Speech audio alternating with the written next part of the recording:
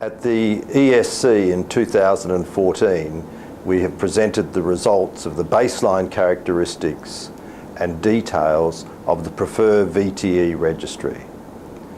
This is the first new large registry of venous thromboembolism patients throughout Europe.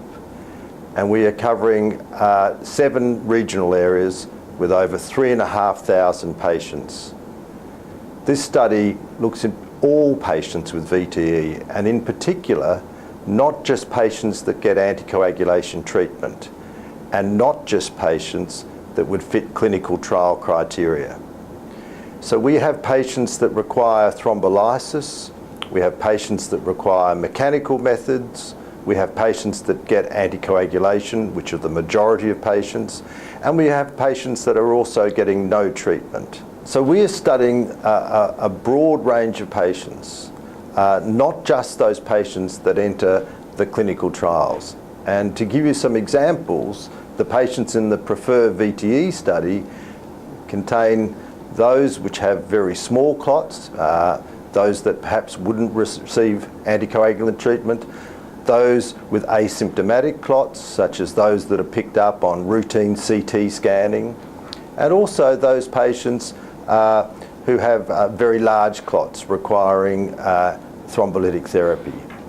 And we're looking at a broad range of patients with respect to the comorbidities. So we have patients with renal failure, patients with liver problems, those who have had a history of bleeding, patients who are intravenous drug users, those that are alcohol abusers, and so on. So what we want to get is a real-world view of those patients with venous thrombosis.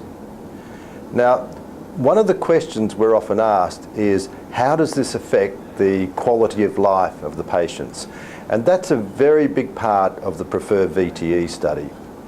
We're doing a range of quality of life questionnaires at baseline and throughout the 12 months of follow-up.